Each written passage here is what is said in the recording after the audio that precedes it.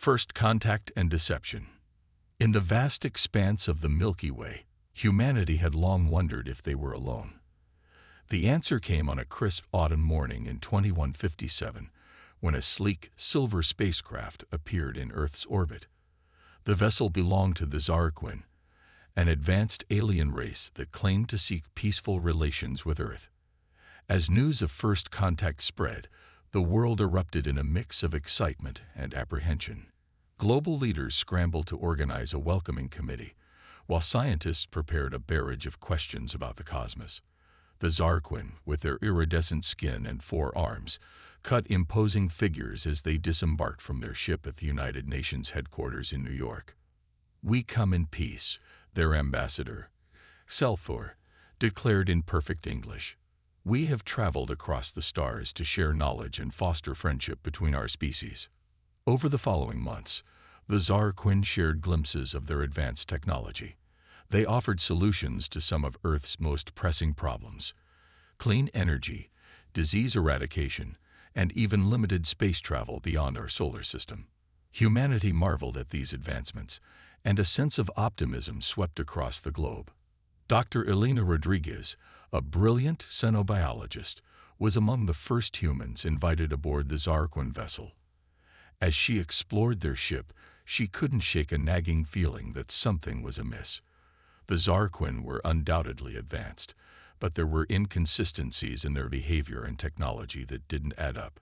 Why would a species capable of interstellar travel still use such primitive data storage systems? She mused to herself, noting the clunky devices that seemed out of place among their other tech. Elena's suspicions grew as she observed the Zarquin interacting with her fellow scientists. There was a predatory gleam in their eyes, a hunger that seemed at odds with their proclaimed peaceful intentions. She began to document her observations, careful to keep her concerns hidden from both the aliens and her excited colleagues. As humanity eagerly embraced the promise of a brighter future, governments around the world began to integrate Zarquin technology into their infrastructure. Space programs were overhauled, and joint human-Zarquin missions were planned to nearby star systems. Meanwhile, Elena continued her investigation. Late one night, as she pored over her notes in her lab, she stumbled upon a disturbing pattern. The Zarquin's gifts all seemed designed to make Earth more vulnerable. Their clean energy systems could be easily disabled, their medical treatments left humans dependent on Zarquin supplements, and their space travel technology was limited in ways that would prevent humans from venturing too far. Heart racing, Elena realized the terrible truth. The Zarquin were not saviors, but predators laying a trap. As she prepared to bring her findings to the authorities, Elena's lab door hissed open.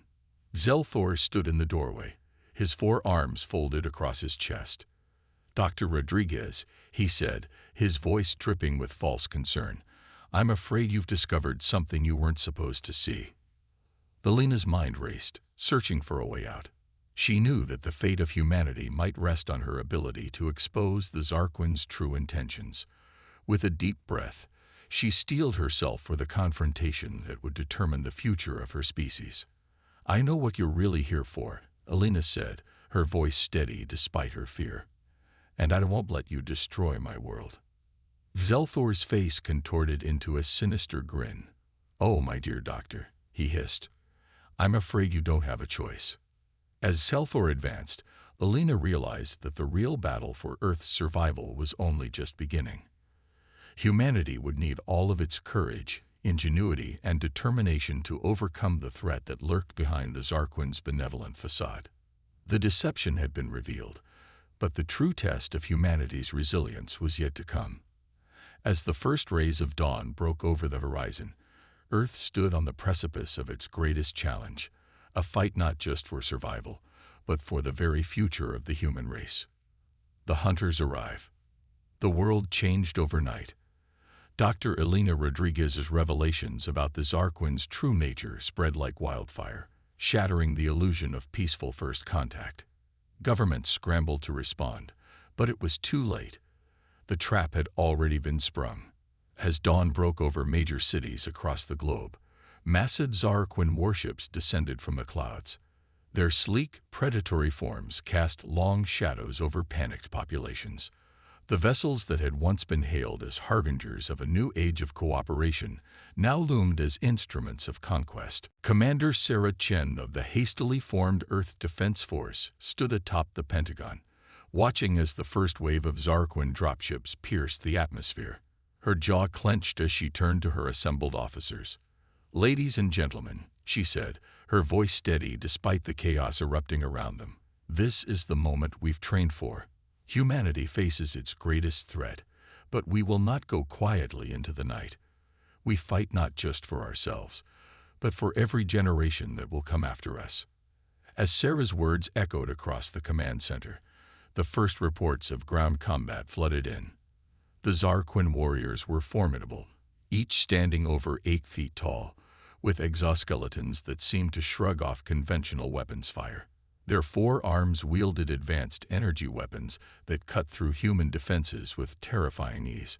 In New York, the Statue of Liberty's torch flickered and died as Zarquin EMPs disabled the city's power grid. In Moscow, the onion domes of St. Basil's Cathedral stood silhouetted against a sky filled with alien dropships.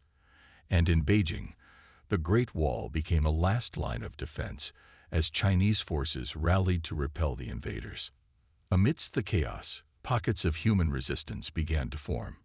In London, Royal Marines barricaded themselves in the Tower of London, using the ancient fortress as a bastion against the alien tide.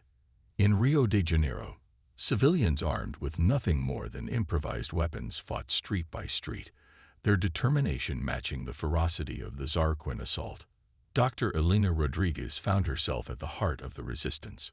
Her understanding of Zarquin technology made her an invaluable asset. Working from a hidden bunker beneath the Rocky Mountains, she raced against time to find weaknesses in the alien invaders' seemingly impenetrable defenses. "They're exoskeletons," she muttered, poring over data collected from the front lines. "They're not just armor. They're life support systems. The Zarquin can't survive in Earth's atmosphere without them."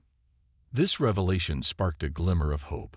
If humanity could find a way to disrupt the exoskeletons, they might stand a chance against their technologically superior foes. Meanwhile, in orbit, the remnants of Earth's space forces engaged in a desperate battle against the Zarquin fleet. Captain Michael Okonkwo of the EDS Resilience watched as his fellow ships were picked off one by one. The Zarquin vessels moved with an almost organic grace, their weapons tearing through human shields like paper. "We can't beat them in a straight fight," Michael realized, his hands gripping the command chair. "But maybe we don't have to." Drawing on years of tactical training and a lifetime of human ingenuity, Michael formulated a daring plan. Using the moon's gravity well, he led the Resilience on a slingshot maneuver that brought them hurtling towards Earth at incredible speed. At the last moment, he ordered all power diverted to the ship's kinetic barriers. The Resilience plowed through a Zarquin dreadnought, the impact sending both ships spiraling towards the atmosphere in a ball of fire. As warning klaxons blared and his crew braced for impact, Michael allowed himself a grim smile. They might not survive, but they had proven that the Zarquin weren't invincible. On the ground, the situation grew increasingly dire. Major cities fell one by one as the Zarquin methodically expanded their control. Refugees flooded into rural areas, carrying with them tales of the aliens' cruelty and the fate that awaited those who were captured. In the heartland of America, farmers and ranchers formed militias, using their intimate knowledge of the land to wage a guerrilla war against Zarquin patrols. In the Amazon rainforest, indigenous tribes melted into the jungle, emerging to strike at alien supply lines before disappearing back into the green depths. Commander Sarah Chen, coordinating the global resistance from her mobile command center, received reports from these scattered forces. Each small victory, each moment of defiance, reinforced her belief in humanity's resilience. "We may be outgunned," she told her weary staff, "but we will never be outmatched in spirit. Humanity has faced extinction before, from ice ages, from plagues, from our own folly. Each time, we've emerged stronger. This time will be no different. As the first month of the invasion drew to a close, humanity found itself pushed to the brink. Conventional militaries lay in ruins, governments operated from hidden bunkers, and millions of civilians struggled to survive in a world turned upside down. Yet, in labs and workshops around the world, human scientists and engineers worked tirelessly to turn the tide. They reverse-engineered captured Zarquin technology, developed new weapons and defenses, and sought ways to exploit the invaders' newfound vulnerabilities. Dr. Elena Rodriguez, her eyes red-rimmed from endless hours of work, finally looked up from her computer with a spark of triumph. "I've got it," she whispered, her voice hoarse. "A way to disrupt their exoskeletons. It's not a silver bullet, but it's a start." As news of Elena's breakthrough spread through the resistance network, a renewed sense of hope began to take hold. Humanity had weathered the initial onslaught, and now, armed with knowledge and burning with determination, they prepared to strike back. The Zarquin, so confident in their superiority, had underestimated the species they sought to conquer. They had not accounted for human creativity, for the indomitable spirit that had carried mankind from caves to the stars. As the resistance gathered strength and prepared for a counteroffensive, one thing became clear: the hunters were about to become the hunted. Human ingenuity unleashed. The dawn of humanity's counteroffensive broke over a world forever changed. Cities lay in ruins, great swaths of land stood abandoned, but in hidden enclaves across the globe, hope flickered to life like a flame in the darkness. Dr. Elena Rodriguez's breakthrough in disrupting Zarquin exoskeletons became the cornerstone of humanity's fight back. In underground labs and makeshift workshops, humans of all backgrounds united in an unprecedented collaboration to turn this knowledge into a weapon. In the remnants of Silicon Valley, tech geniuses worked alongside garage tinkerers to develop what they called the disruptor, a device that could emit a targeted electromagnetic pulse capable of shorting out Zarquin life support systems. The challenge lay in its limited range and power requirements, but human ingenuity rose to meet it. Commander Sarah Chen, coordinating from a mobile command center hidden in the Rocky Mountains, received the first prototype with a mix of hope and trepidation. "It's not much to look at," she mused, turning the bulky device over in her hands, but neither was the first computer. And look how that turned out. The Resistance's first major offensive was planned for New York City, once a symbol of human achievement, now a stronghold of Zarquin occupation. Under cover of a stormy night, small teams of resistance fighters infiltrated the city, armed with disruptors and a desperate courage. Among them was Jack Torres, a former subway worker whose knowledge of the city's underground network proved invaluable. As his team emerged from a maintenance tunnel near Central Park, the alien-occupied skyline loomed before them, a jarring sight that still felt unreal. "Remember," Jack whispered to his team, "we're not just fighting for New York. We're fighting for Earth, for humanity. Let's show these squid-faced bastards what we're made of." The operation began with a series of coordinated strikes on Zarquin patrols. The aliens, accustomed to their technological superiority, were caught off guard by the sudden effectiveness of human weapons. As disruptors activated, Zarquin warriors found themselves gasping for air, their exoskeletons failing. News of the success in New York spread rapidly through the global resistance network. Similar operations were launched in other occupied cities: London, Tokyo, Moscow, Rio de Janeiro. Humanity, long on the defensive, was finally pushing back. But the Zarquin were far from defeated. As reports of the new human weapon reached the alien command, they began to adapt. Patrol patterns changed, defenses were bolstered, and work began on countermeasures to the disruptor technology. In orbit, the space battle took on a new dimension. Captain Michael Okonkwo, having survived the Resilience's kamikaze attack, now led a ragtag fleet of retrofitted civilian ships. Using salvage Zarquin tech and good old-fashioned human audacity, they harried the alien fleet, disrupting supply lines and communications. During one daring raid on a Zarquin fuel depot in lunar orbit, Michael's crew made a startling discovery. The aliens' faster-than-light drives relied on a rare element not found in Earth's solar system. This intelligence, quickly relayed to Earth, opened up new strategic possibilities. Back on the ground, the Resistance faced a new challenge. The Zarquin, realizing the threat posed by human adaptability, began a campaign of mass abductions. Thousands of Earth's brightest minds, scientists, engineers, artists, were taken presumably to be studied or eliminated. Dr. Elena Rodriguez, working from a hidden lab in the Amazon rainforest, received the news with a mix of anger and determination. "They're scared," she told her team, a fierce glint in her eye. "They've realized that our creativity, our ability to innovate and adapt, is our greatest weapon. And now, we're going to use it to hit them where it hurts." Elena's new project focused on turning the Zarquin's own technology against them. By reverse engineering captured alien communications devices, she aimed to crack their encryption and gain access to their battle plans. Meanwhile, in the war-torn streets of formerly occupied cities, humanity's resilience shone through. Communities came together, transforming rubble into fortifications, repurposing alien tech for human needs. In Paris, the Eiffel Tower became a broadcast antenna for the Resistance. In Cairo, the pyramids concealed vast underground bunkers. The human spirit of innovation extended to unexpected places. In the Australian outback, Aboriginal trackers combined their ancient knowledge with modern tech to create an early warning system for Zarquin movements. In the Arctic, Inuit hunters used their understanding of ice and weather to ambush alien patrols. As the conflict stretched into its second year, a new form of art and culture emerged from the crucible of war.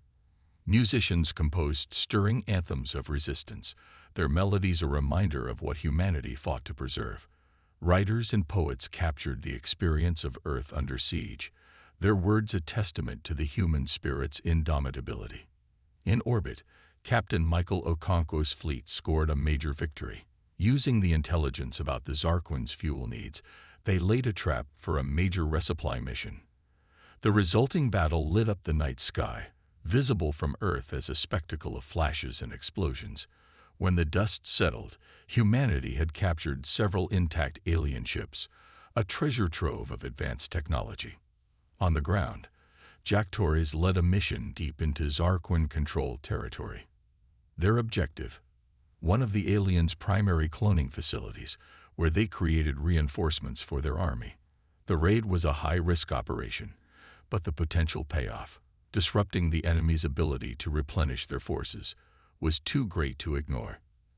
As Jack's team infiltrated the facility, they made a chilling discovery. The Zarquin weren't just cloning soldiers, they were experimenting on captured humans, trying to understand and replicate the source of humanity's adaptability and creativity. "This ends now," Jack growled, setting charges as his team worked to free the human prisoners. The explosion that destroyed the facility was seen for miles around, a fiery declaration that humanity would not be subject to such horrors. As news of these victories spread, hope surged through the human population. People emerged from hiding, joining the resistance in ever greater numbers. The tide of war, so long against humanity, began to turn. But the Zarquin were far from defeated. As human victories mounted, the alien leadership prepared for a devastating counterstrike. They had underestimated humanity once. They would not make the same mistake again. In hidden labs and secret war rooms, on the streets of reclaimed cities, and in the depths of space, humanity steeled itself for the next phase of the conflict. They had proven their worth as warriors, but the true test was yet to come. The fate of Earth, and perhaps the galaxy, hung in the balance. As Commander Sarah Chen told her troops on the eve of a major offensive, "We've shown them our strength, our courage, our ingenuity. Now let's show them what happens when humanity is pushed to the brink and pushes back." The stage was set for a confrontation that would determine the future of both species. Humanity, once the hunted, was ready to become the hunter. The great counterattack. The winds of change swept across Earth as humanity prepared for its most ambitious offensive yet.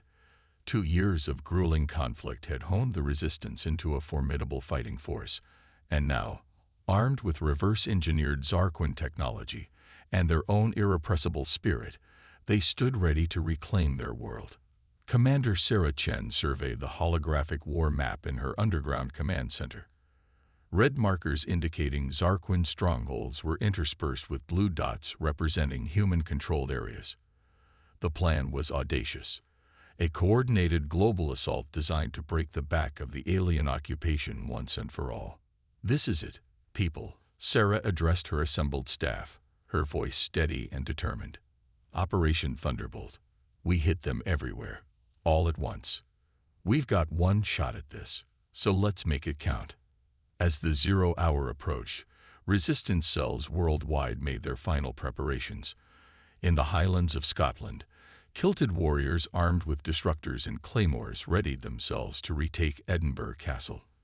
In the sweltering jungles of Vietnam, guerrilla fighters prepared ambushes along Zarquin supply routes. And in the vast Australian outback, a fleet of weaponized road trains, massive trucks converted into mobile fortresses, rumbled towards alien mining operations. Dr. Elena Rodriguez, now leading a team of the world's brightest minds, put the finishing touches on humanity's secret weapon. Dubbed Project Phoenix, it was a virus designed to infiltrate and corrupt Zarquin computer systems. If successful, it would cripple the aliens' command and control capabilities, leaving their forces in disarray. "It's ready," Elena announced, her fingers flying over a keyboard as she initiated the upload sequence.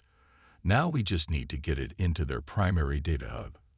That crucial task fell to Jack Torres and his elite team of infiltrators. Their target, the Zarquin Central Command ship hovering over the ruins of Washington, D.C. as they prepared for their stealth insertion. Jack looked at each member of his diverse team.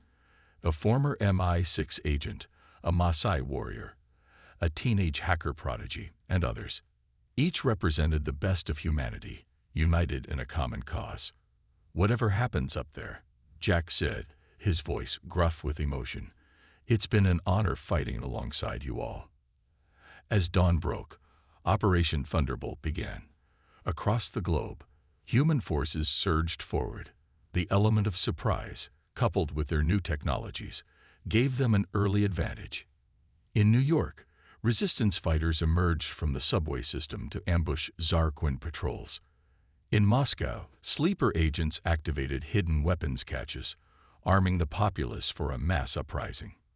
In orbit, Captain Michael Okonkwo led the assault on the Zarquin fleet.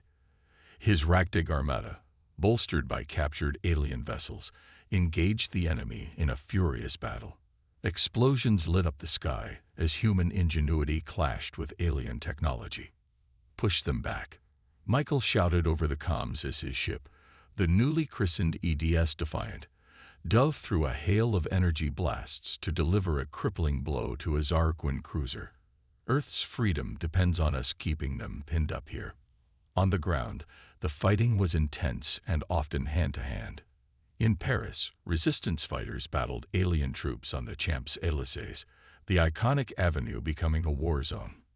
In Tokyo, samurai-inspired mechs, fusion-powered exoskeletons wielding energy katanas, carved through Zarquin ranks. But the key to victory lay with Jack Torres and his team. Using a combination of stealth tech and sheer audacity, they managed to board the Zarquin command ship. Fighting their way through alien-designed corridors, they finally reached the central data hub. "Okay, kid, you're up," Jack said to Zoe, the teenage hacker. Her fingers were a blur as she worked to upload the Phoenix virus. Suddenly, alarms blared. They'd been detected. As Zarquin troops converged on their position, Jack and his team formed a defensive perimeter around Zoe. "Almost there," Zoe muttered, sweat beading on her forehead as she raced against time. The firefight was fierce. Jack watched in horror as his team members fell one by one, buying time with their lives. Just as it seemed all was lost, Zoe let out a triumphant yell. It's done. Phoenix is in their system. Across the battlefield, the effects were immediate and dramatic. Zarquin ships suddenly lost power, drifting aimlessly in space. On the ground, alien troops found their weapons and exoskeletons malfunctioning. The tide of battle shifted decisively in humanity's favor. As news of the success spread, human forces pressed their advantage. Cities were liberated one by one, with civilians emerging from hiding to join the fight. The Australian road train convoy smashed through weakened Zarquin defenses, reclaiming vast swaths of the outback. In the Amazon, indigenous warriors led a charge that drove the aliens from the rainforest. But the war was not yet won. In a desperate move, the Zarquin leadership activated a doomsday weapon, a massive gravitational device capable of tearing the Earth apart. As the planet began to shudder, Commander Sarah Chen realized that the fate of humanity now rested on a knife's edge. All units, she broadcast globally, her voice calm despite the stakes, converge on the doomsday device. This is our final push. For Earth, for humanity, for our future. As tremors rocked the planet, human forces rallied for one last, desperate assault. The battle that followed would determine not just the outcome of the war, but the very survival of the human race. In orbit, Captain Michael Okonkwo led a suicide run against the Zarquin flagship, hoping to create a breach for ground forces to exploit. On the surface, Jack Torres, the sole survivor of his team, fought his way towards the alien leaders, driven by vengeance and the weight of humanity's hopes. And in her command center, Commander Sarah Chen watched the unfolding battle, knowing that the next few hours would write the final chapter of this interstellar conflict.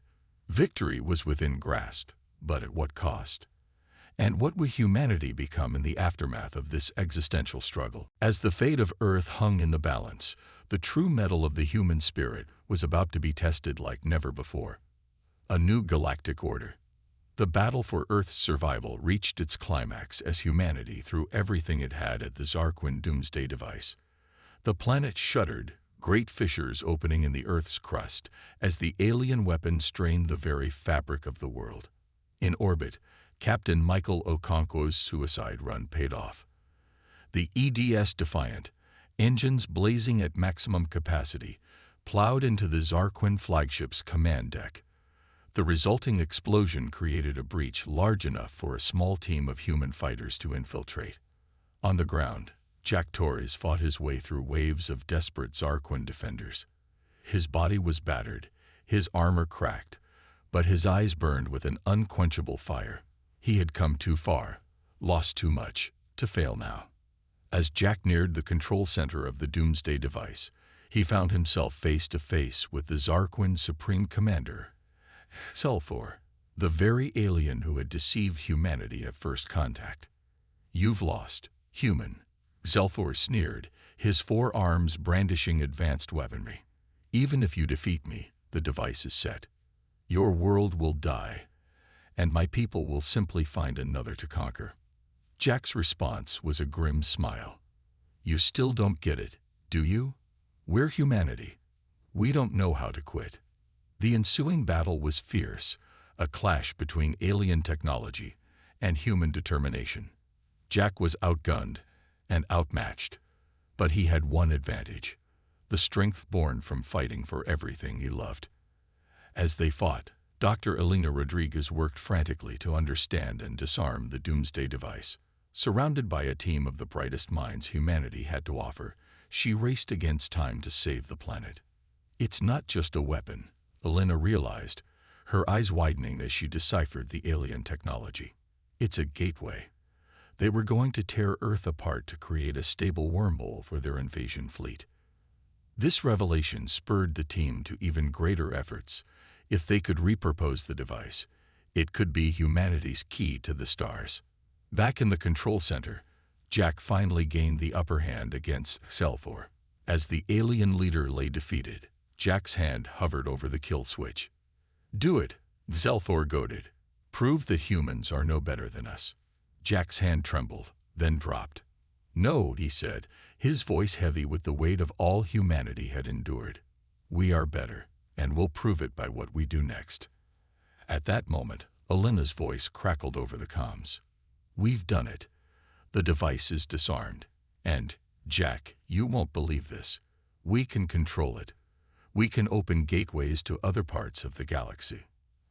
As the news spread, a wave of jubilation swept across the planet. Humanity had not only survived, but had inherited the stars. In the days that followed, the remaining Zarquin forces surrendered. Humanity, led by Commander Sarah Chen, faced the monumental task of rebuilding their world and deciding what to do with their defeated foes. "We could imprison them, banish them," Sarah mused during a global council meeting. "But perhaps there's a better way. A way to break this cycle of conquest and retribution." And so, in a move that stunned both humans and Zarquin alike, Earth extended an offer of peace, not just a ceasefire, but a genuine attempt at coexistence and mutual understanding. It wasn't an easy path. There was resistance on both sides, old hatreds and fresh wounds that needed time to heal. But slowly, tentatively, a new order began to emerge. Human innovation, combined with Zarquin technology, led to rapid advancements. The scars left by the war began to fade as cities were rebuilt, greener and more resilient than before. The Doomsday device, once a tool of destruction, became a gateway to the cosmos. 5 years after the war's end, humanity launched its first extrasolar expedition. The ship, fittingly named Phoenix, carried a crew of both humans and reformed Zarquin. Their mission: to explore, to learn, and to ensure that the hard-won peace on Earth spread to the stars.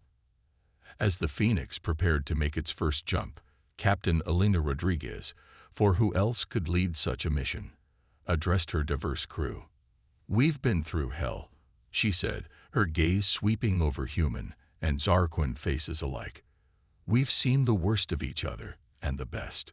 Now we have a chance to write a new chapter, not just for our species, but for all the ones we've yet to meet." With a flash of energy, the Phoenix disappeared into the gateway, carrying with it the hopes and dreams of two species once locked in mortal combat, now united in a shared future. Back on Earth, in a quiet ceremony at the newly rebuilt United Nations headquarters, Commander Sarah Chen, now Secretary General Chen, unveiled a monument. It depicted a human hand and a Zarquin hand, not in conflict, but clasped in friendship. The plaque beneath it read, "To those who fought, to those who fell, and to the indomitable spirit that carried us from the brink of extinction to the threshold of the stars, may we never forget the cost of war, nor the value of peace." As the sun set on this new Earth, its light glinted off the monument, a testament to humanity's journey from hunted to hunters, and finally, to explorers and peacemakers. The stars beckoned, and humanity, tempered by fire and guided by hope, was ready to answer their call. In the vast tapestry of the cosmos, Earth's story was but a single thread. Yet it was a thread that shimmered with resilience, ingenuity, and the unquenchable spirit of a species that had looked into the abyss and not only survived but emerged stronger, wiser, and more united than ever before. The human adventure was just beginning. First contact and revelation. Dr. Amelia Chen stood before the massive radio telescope, her eyes fixed on the pulsating readout. For 3 days, the signal had persisted, defying all known natural phenomena. It was structured, complex, and undeniably artificial. Humanity was no longer alone. "Dr. Chen, we've got confirmation from observatories across the globe," her assistant, Jack, called out, his voice trembling with excitement. "It's real. It's really real." Amelia nodded, a mix of awe and trepidation washing over her. "Alert the UN. It's time to assemble the first contact team." Within hours, the news had spread across the globe. Humanity stood united in a way it never had before. All eyes turned to the stars. As governments scrambled to form a cohesive response, Amelia found herself thrust into the spotlight, her expertise in xenolinguistics suddenly the most sought-after skill on the planet. The next week passed in a blur of meetings, briefings, and frantic preparations. The global community had agreed on a response signal, a simple mathematical sequence that would demonstrate their intelligence and willingness to communicate. Now, they waited. The response came faster than anyone had anticipated. A new signal, more complex than the first, began streaming into Earth's receivers. It took Amelia and her team 3 days of non-stop work to decipher its meaning. Its coordinates, she announced to the assembled world leaders, her voice hoarse from exhaustion. And a time. Their coming year. The date was set. In exactly 1 month, humanity would face its first extraterrestrial visitors. As the day approached, the world held its breath. Military forces stood on high alert. Scientists worked around the clock to prepare for every conceivable scenario, and the public alternated between excitement and terror. Amelia found herself at the heart of it all, working closely with military strategist Colonel David Reeves to prepare for every possible outcome. What if they're hostile? Reeves asked during one late-night strategy session. Amelia shook her head. Why announce their presence if they mean us harm? They clearly possess technology far beyond our own. If they wanted to destroy us, they could have done so without warning. Reeves nodded, but his hand still rested on his sidearm. Let's hope you're right, Doctor. The appointed day arrived with a sky so clear it seemed like the universe itself was holding its breath. Amelia stood with the welcoming committee in a remote desert location, chosen for its isolation and clear line of sight to the stars. A low hum filled the air, growing in intensity until it vibrated through their bones. Then, in a flash of light that outshone the sun, they appeared. The alien ship defied description, its surface shifting and swirling like liquid metal. It hovered silently, 100 meters above the ground, radiating power and advanced technology. A beam of soft blue light extended from the ship's underside, and 3 figures descended. They were tall, easily 7 feet in height, with iridescent skin that seemed to shimmer with its own inner light. Their faces were eerily human-like, save for their large, multifaceted eyes that reflected the world like living kaleidoscopes. Amelia stepped forward, her heart pounding. She raised her hand in the universal gesture of peace and spoke the greeting they had prepared. Welcome to Earth. We come in peace and friendship. The central figure tilted its head, and when it spoke, its voice seemed to bypass their ears and resonate directly in their minds. We are the Zirconians. We have journeyed far to meet you, young ones. Amelia felt a wave of relief wash over her. They could communicate. This was a good start. Over the next few hours, the Zirconians shared glimpses of their advanced civilization. They spoke of technologies that seemed like magic, of worlds beyond imagination, and of a galactic community teeming with life and diversity. But as the initial awe began to fade, Amelia sensed an undercurrent of tension in the aliens' demeanor. There was something they weren't saying, something important. Finally, as the sun began to set, casting long shadows across the desert, the lid Zirconian turned its kaleidoscope eyes to Amelia. We have not come merely to make introductions, it said, its mental voice tinged with what Amelia could only interpret as sadness. We bear grave news.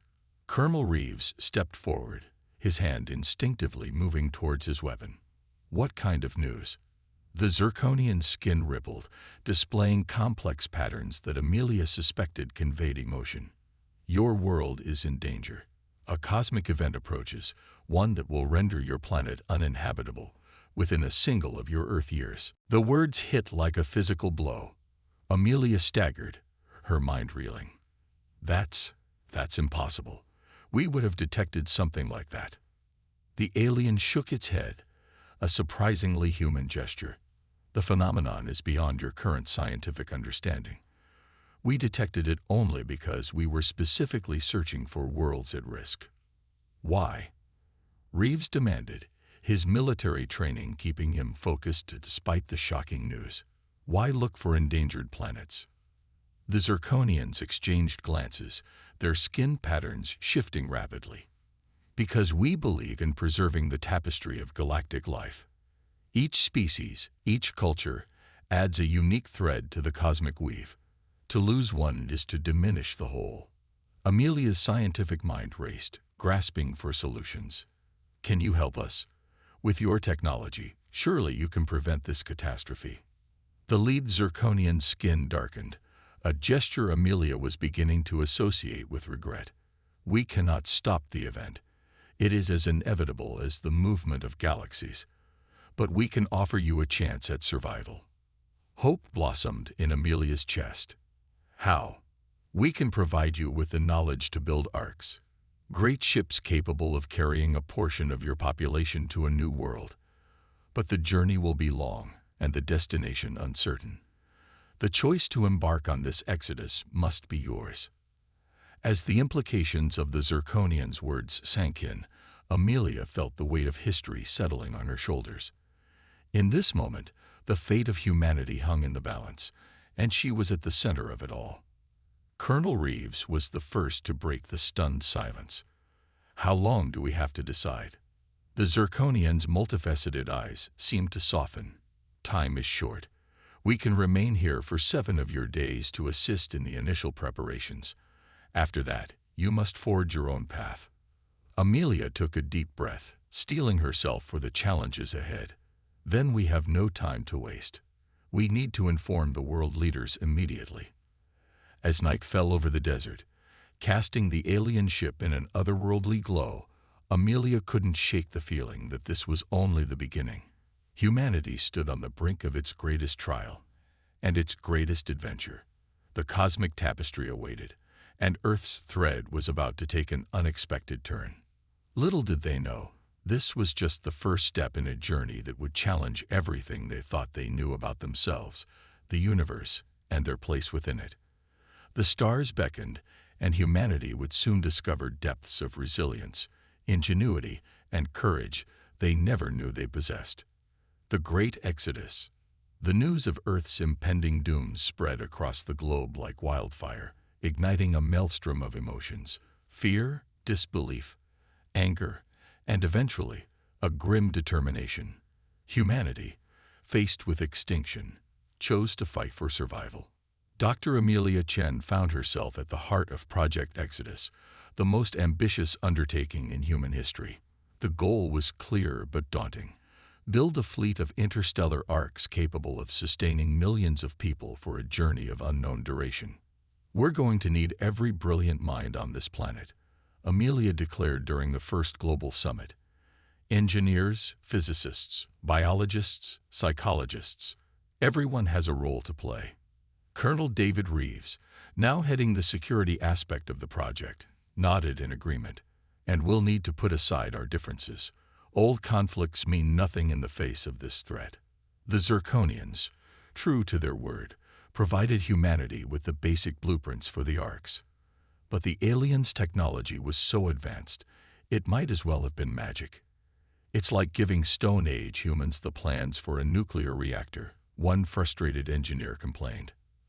Amelia, however, saw an opportunity. Then we'll have to innovate, adapt their designs to our level of technology. We may not be able to replicate their work exactly, but we can create our own solutions. And innovate they did. Around the world, factories were retooled, resources redirected, and round-the-clock work began on the Arcs. The Zirconians watched with what seemed like mild curiosity, occasionally offering guidance, but largely leaving humanity to its own devices. As weeks turned into months, the enormity of the task began to weigh heavily on everyone involved. The Arcs were taking shape, but progress was painfully slow. Tensions rose as the reality of their situation sank in. Not everyone would have a place on the ships. "We can't save everyone," Reeves said during a particularly heated meeting. "We need to start thinking about selection criteria." Amelia shook her head vehemently. "No. We find a way to save as many as we can. Every life matters." Their argument was interrupted by an alarm. One of the prototype engines had overloaded, threatening to destabilize the entire power grid of the facility. Without hesitation, Amelia and Reeves rushed to the scene. Engineers were scrambling to contain the meltdown, but the situation looked dire. "We need to shut it down manually," one technician shouted over the blaring alarms. "But the radiation levels in there are off the charts." Amelia looked at the schematics, her mind racing. "Wait, what if we reroute the coolant through the secondary systems? It might buy us enough time to power down safely." Reeves caught on quickly. "It's risky, but it could work. I'll do it." "No," Amelia said, grabbing his arm. "It was my idea. I'll go." Before anyone could stop her, Amelia had donned a protective suit and entered the chamber. Her hands flew over the controls, implementing her plan. For a tense few minutes, it seemed like it wouldn't be enough. Then, gradually, the readings began to stabilize. Amelia emerged, exhausted but triumphant. As the emergency teams moved in to secure the area, she found herself face to face with one of the Zirconian observers. "You risked your life," the alien stated, its multifaceted eyes unreadable. Amelia nodded, still catching her breath. "Of course. This project is everything. It's our only chance." The Zirconian was silent for a long moment. When it spoke again, there was a new note in its mental voice. "Perhaps we underestimated you, Amelia Chen. Your species continues to surprise us." As the months wore on, more challenges arose, but each time, humanity found a way to overcome them. They developed new materials to withstand the rigors of space, created self-sustaining ecosystems to provide food and oxygen for the long journey, and designed virtual reality systems to preserve Earth's cultures and knowledge. The Zirconians, initially dismissive of human efforts, began to show increasing interest. They offered more detailed insights into their technology, seemingly impressed by humanity's innovative approaches to problems. But time was running out. The cosmic phenomenon that would render Earth uninhabitable was approaching, its effects already being felt in subtle ways. Storms grew more intense, tectonic activity increased, and strange auroras lit up the skies, even at the equator. As the launch date neared, difficult decisions had to be made. Despite their best efforts, there simply wasn't room for everyone. A global lottery system was implemented, ensuring a diverse cross-section of humanity would be represented on the Orcs. The night before the launch, Amelia stood on a hill overlooking the massive ships. Each one was a testament to human ingenuity and perseverance, a city in space that would carry the hopes and dreams of an entire species. Reeves joined her, his usual stoic expression softened by the gravity of the moment. "Do you think we're ready?" he asked. Amelia considered the question. "I don't know if anyone can ever be truly ready for something like this, but I do know that if any species can survive this journey, it's us. We've come too far to fail now." As dawn broke on launch day, millions gathered to witness humanity's greatest endeavor. The Orcs, gleaming in the morning sun, stood ready to carry their precious cargo into the unknown. Amelia took her place on the command deck of the lead ship, named Terra Nova. As the countdown began, she felt a mix of fear and exhilaration. They were about to embark on a journey unlike any in human history. The engines roared to life, a sound that reverberated across the planet. Slowly, majestically, the Orcs began to rise. As they ascended through the atmosphere, Amelia caught one last glimpse of Earth, the blue marble that had been humanity's cradle for millions of years. A lump formed in her throat. "Goodbye," she whispered, "and thank you." As the Orcs broke free of Earth's gravity, setting course for the depths of space, Amelia turned her gaze to the stars. The journey ahead would be long and fraught with dangers, but she was filled with a sense of hope. Humanity had faced its greatest challenge and risen to the occasion. Whatever the universe had in store for them, they would face it together. The Zirconian ambassador, observing from its own ship, transmitted one final message. "You have taken your first steps into a larger world. The path ahead is uncertain, but know this, you do not journey alone. The cosmos watches, and perhaps learns from you. With those words echoing in their minds, the last children of Earth ventured into the cosmic unknown, carrying with them the legacy of their world and the indomitable spirit of humanity. As the Orcs disappeared into the vastness of space, a new chapter in human history began. The Great Exodus was underway, and with it, the true test of humanity's resilience and adaptability. The stars awaited, full of both peril and promise, ready to challenge and transform the human species in ways they could scarcely imagine. Trials in the void.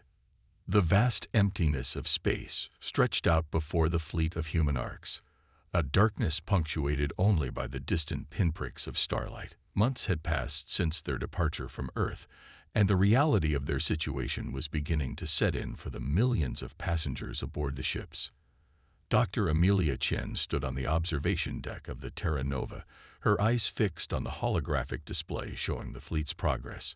Behind her, Colonel David Reeves approached, his footsteps echoing in the quiet room. "Another day, another light year," Reeves said, a hint of weariness in his voice. Amelia nodded, not taking her eyes off the display. "We're making good progress, but we've barely scratched the surface of our journey." The challenges they faced were numerous and daunting. Maintaining the complex life support systems, managing resources, and keeping the population physically and mentally healthy in the confined space of the Orcs were constant struggles. One of the most pressing issues was the strain on the Orcs' power systems. The zirconian technology that powered their faster-than-light engines was incredibly complex, and despite their best efforts, the human engineers were struggling to keep them running at peak efficiency. "We need to find a solution soon," Amelia said, pulling up the latest energy consumption reports. "At this rate, we'll have to drop out of FTL within a year, maybe less." Reeves frowned. "That would turn our journey from decades into centuries. We can't let that happen." As if in response to their concerns, an alarm blared through the ship. Red warning lights flashed as the computer announced, "Critical power fluctuation detected in engine block 3. Amelia and Reeves rushed to the engine room, where they found a scene of controlled chaos. Engineers were scrambling to stabilize the wildly fluctuating energy readings. "What happened?" Amelia demanded. Chief Engineer Zara Patel looked up from her console, her face streaked with sweat. "We're not sure. The zirconian crystal matrix is behaving erratically. It's like it's alive somehow." Amelia's mind raced. The Zirconians had warned them that their technology was more than simple mechanics, that it operated on principles humans had yet to fully comprehend. Could it be that the crystal matrix had some form of sentience? "Everyone, step back," Amelia ordered. She approached the pulsing crystal matrix, her heart pounding. Following an instinct she couldn't quite explain, she placed her hand on the cool surface of the containment field. To everyone's astonishment, the wild energy fluctuations began to stabilize. The crystal's glow pulsed in rhythm with Amelia's heartbeat, and she felt a strange connection form between herself and the alien technology. "It's communicating," she gasped. Not with words, but with patterns, emotions. For several minutes, Amelia stood there, her eyes closed in concentration. When she finally stepped back, the engine readings had returned to normal. "What just happened?" Reeves asked, his voice a mix of awe and concern. Amelia shook her head, still trying to process the experience. I think we've been approaching this all wrong. The zirconian technology isn't just a tool. It's a partner. We need to work with it, not just try to control it." This revelation marked a turning point in humanity's relationship with their ships. Over the following weeks, Amelia worked with the engineering teams to develop new protocols for interacting with the zirconian systems.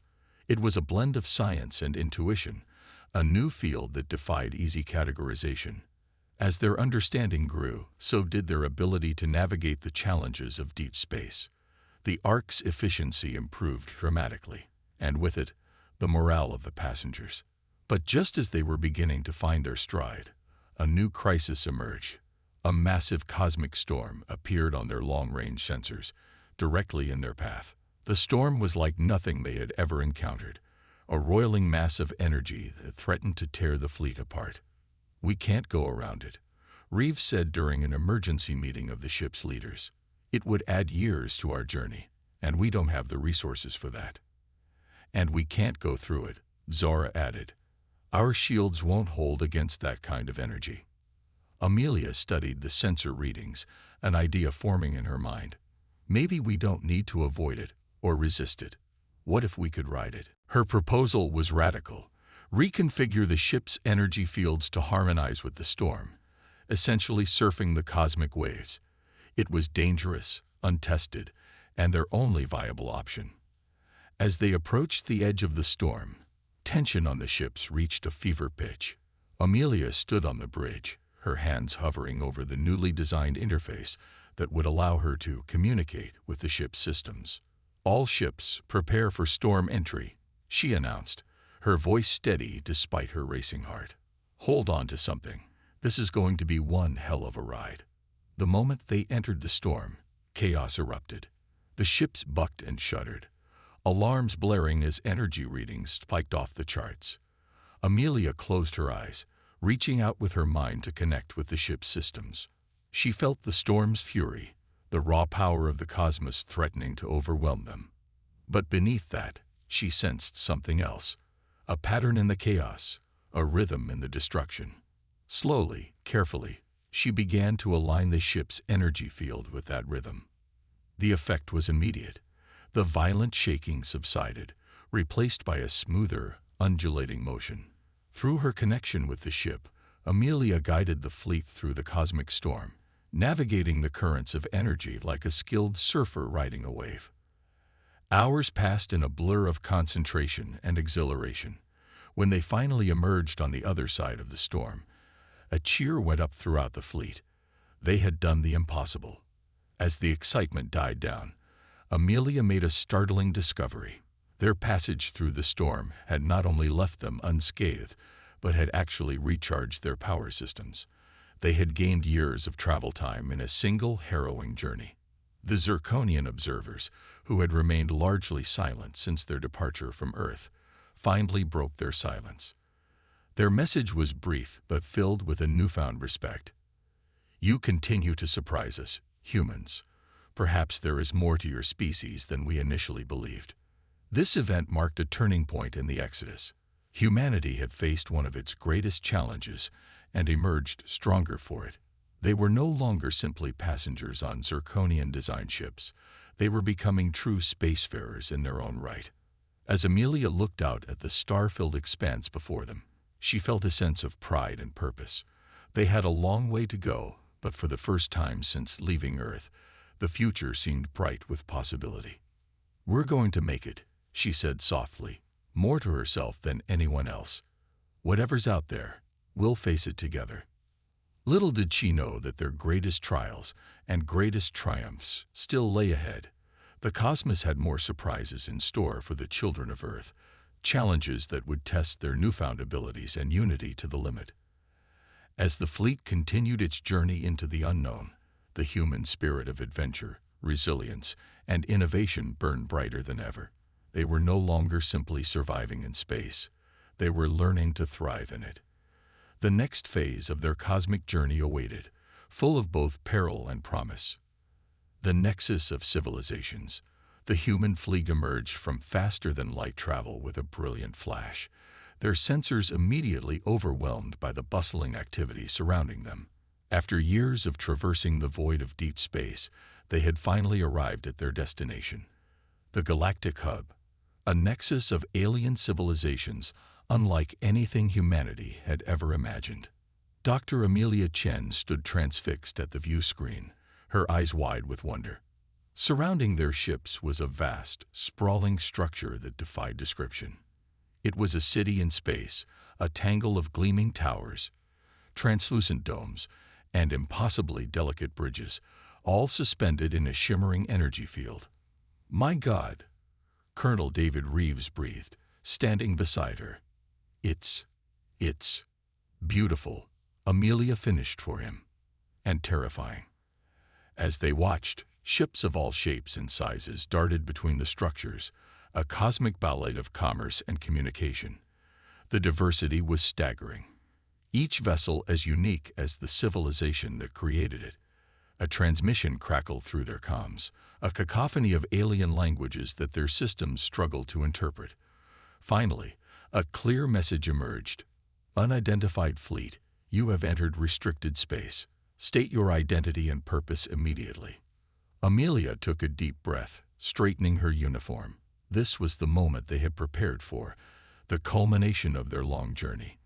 This is Dr. Amelia Chen of the Terran Exodus Fleet. We come seeking refuge and a new home for our species. There was a long pause, during which Amelia could almost feel the weight of countless alien gazes upon their ships. Finally, the response came.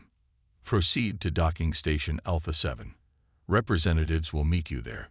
Welcome to the Galactic Concord. As their ships were guided to the massive docking structure, Amelia couldn't shake a feeling of trepidation. They were about to step into a world beyond their wildest dreams or nightmares. The reception committee was a sight to behold.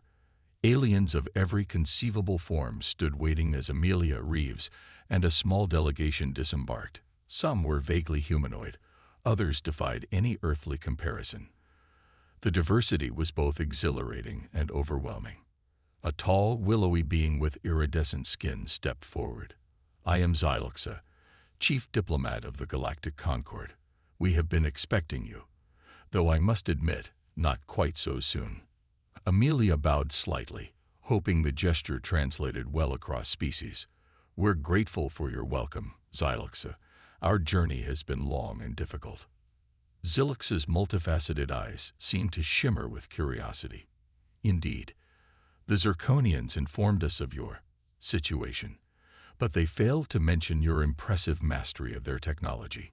It seems you are full of surprises, humans. The following days were a whirlwind of introductions, briefings, and negotiations. The Galactic Concord, they learned, was a loose federation of spacefaring civilizations, each at various stages of technological and social development. The hub served as a neutral ground for trade, cultural exchange, and diplomatic relations. But as the initial wonder wore off, the harsh realities of their situation began to set in. Humanity was a newcomer, an unknown quantity in a galaxy of established powers.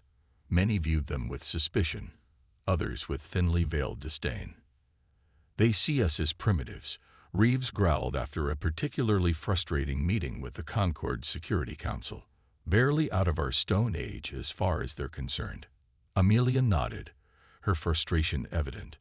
We need to prove our worth, show them what humanity is capable of. But how? Their opportunity came sooner than expected, and from an unexpected source. During a tour of the hub's central archives, Amelia's innate curiosity led her to ask questions that surprised their alien guide. You can read these. The archivist, a being of pure energy contained within a crystalline shell, asked in astonishment. Amelia blinked, looking at the swirling patterns on the archive's walls. Well, not exactly red, but I can sense patterns, intentions. It's similar to how we learn to work with Zirconian technology. The news spread quickly through the hub. Humans, it seemed, possessed a unique ability to intuitively understand and interact with various forms of alien data storage and communication. It was a skill that even some of the most advanced races lacked. Suddenly, humanity found itself in high demand. Their talent for bridging technological and communication gaps made them invaluable intermediaries in the complex web of interspecies relations. But with recognition came new challenges. Some races viewed humanity's ability as a threat, fearing the secrets they might uncover. Others sought to exploit this newfound talent for their own ends. Amelia found herself at the center of a political storm, trying to navigate the treacherous waters of galactic diplomacy while ensuring the safety and prosperity of her people. We need to be careful, she warned during a strategy meeting with the human leadership. We're making progress, but we're also making enemies. One wrong move could jeopardize everything we've worked for. As if to underscore her point, an alarm blared through the human quarter of the hub. A security breach had been detected in their primary data core. Reeves and his security team rushed to respond, only to find themselves facing an invisible enemy. The intruder, a member of a gaseous species known for their infiltration abilities, had bypassed all physical barriers. But they hadn't counted on humanity's unique talents. Amelia, guided by her intuition, approached the compromised system. Closing her eyes, she reached out with her mind, sensing the alien presence within the data streams. What followed was a battle unlike any other. A duel of wills and perception within the very fabric of the computer systems.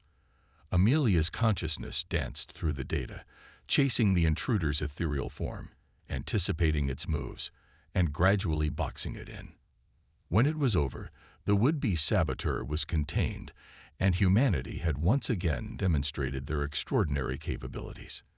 The incident, while troubling, had an unexpected benefit. It showcased not only humanity's unique abilities, but also their commitment to the security and stability of the galactic concord. In the wake of the event, attitudes towards the human refugees began to shift. They were no longer seen as just primitive newcomers, but as valuable allies with untapped potential. Zilxa, impressed by their handling of the crisis, approached Amelia with an intriguing proposition. "We have long sought a race capable of deciphering the progenitor archives," the diplomat explained. "Perhaps your species, with its unique perceptive abilities, could succeed where others have failed."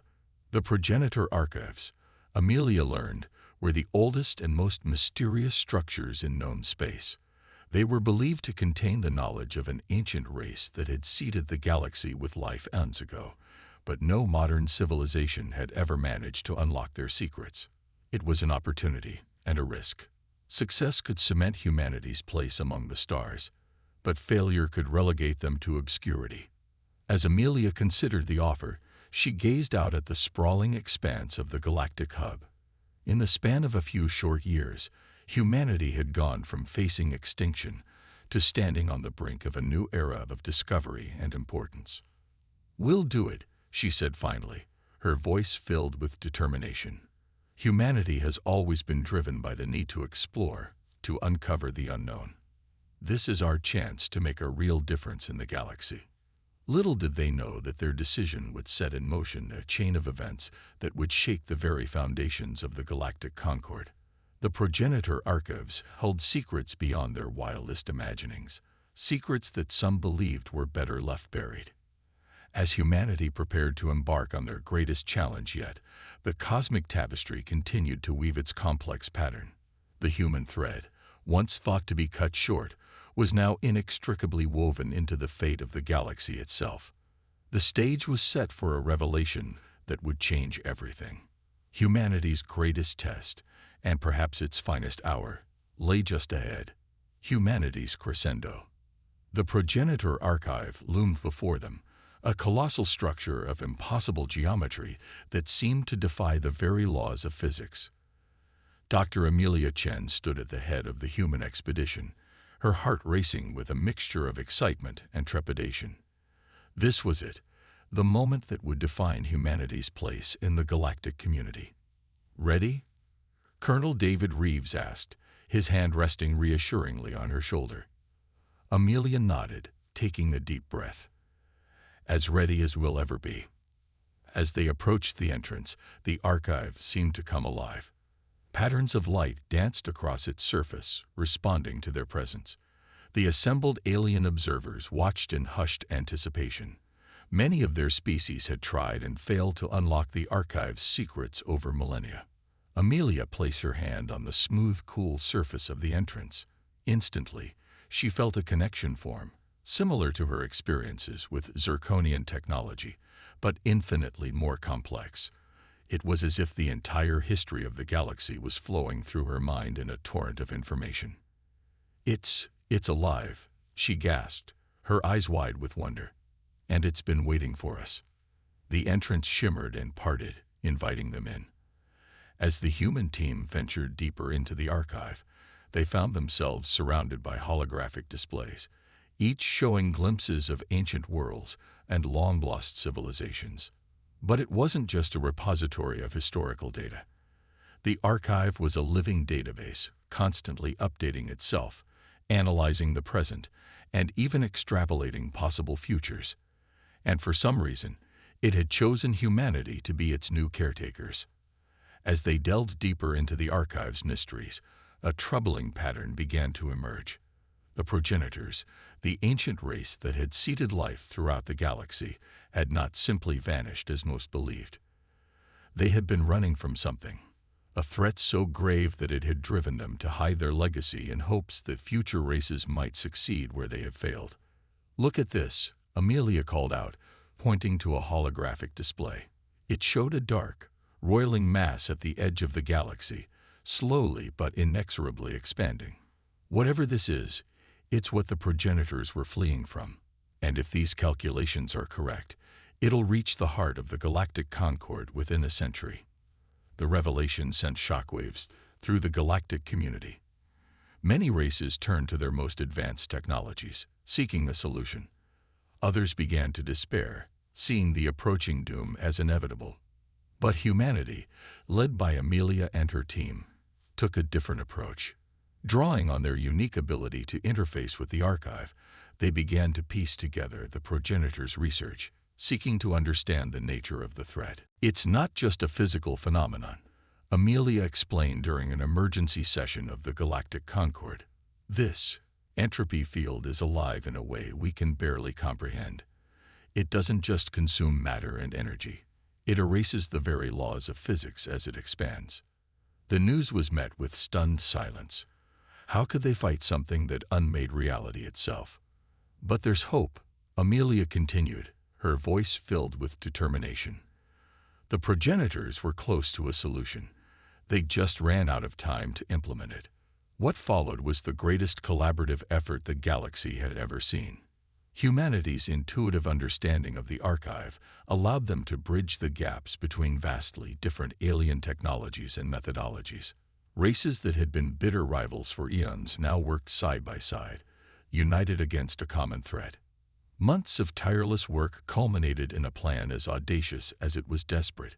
They would create a galactic network of energy fields, similar in principle to the shields that protected the hub. But on an unimaginable scale, this network would not just resist the entropy field, but actively push it back, restoring order to the chaos. The theory was sound, but the energy requirements were staggering. Every civilization would need to contribute almost all of their resources to power the network. And even then, it might not be enough. As the day of activation approached, tension throughout the galaxy reached a fever pitch.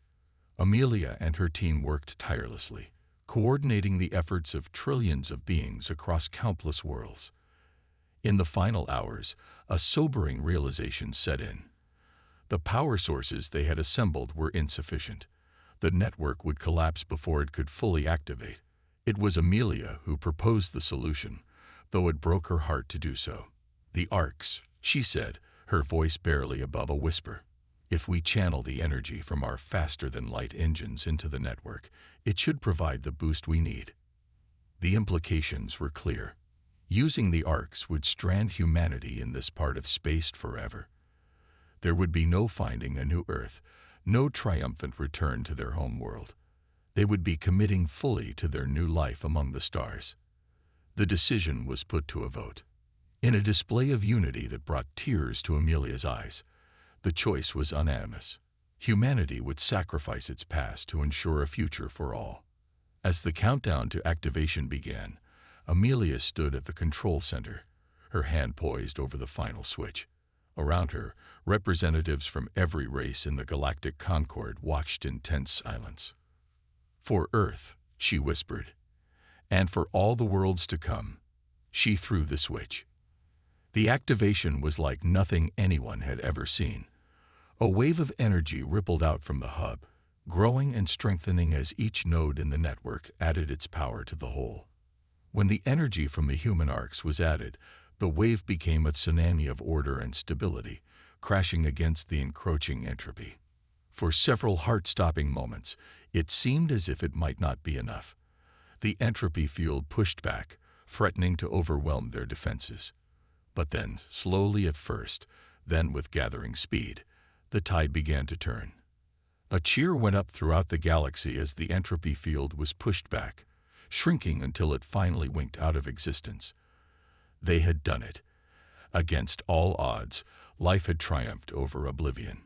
In the aftermath of their victory, humanity found itself in a unique position. Their sacrifice had not gone unnoticed, and their pivotal role in deciphering the archive and coordinating the galaxy's defense had earned them the respect and gratitude of countless civilizations. The Galactic Concord convened a special session, where Amelia was invited to speak on behalf of humanity.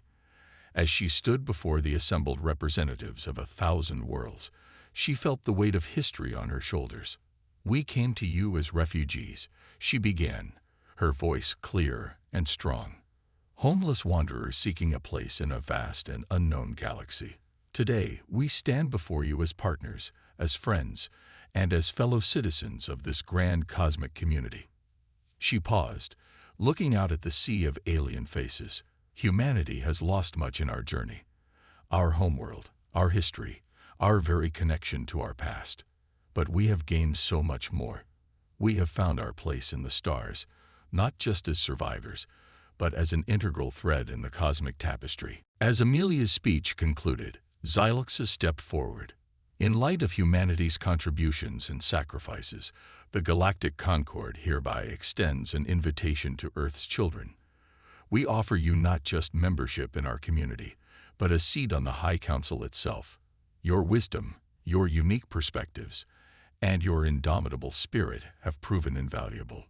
The galaxy is better with humanity as an equal partner in shaping our shared future." The chamber erupted in applause and a cacophony of alien vocalizations that the translators interpreted as agreement and approval. Amelia felt tears streaming down her face as she accepted the honor on behalf of her species.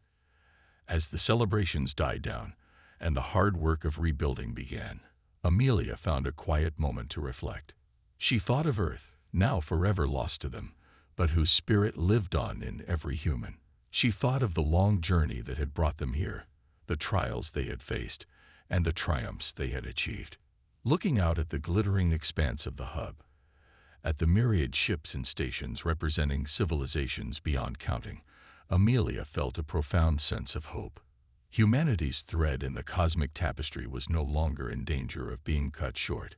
Instead, it had become a vital part of the pattern, weaving together the fates of countless species into a grand, beautiful design. The journey wasn't over. In many ways, it was just beginning.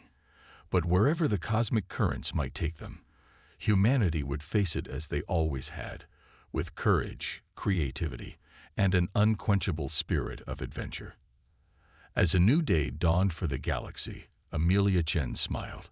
The stars had once seemed cold and distant. Now, they were home.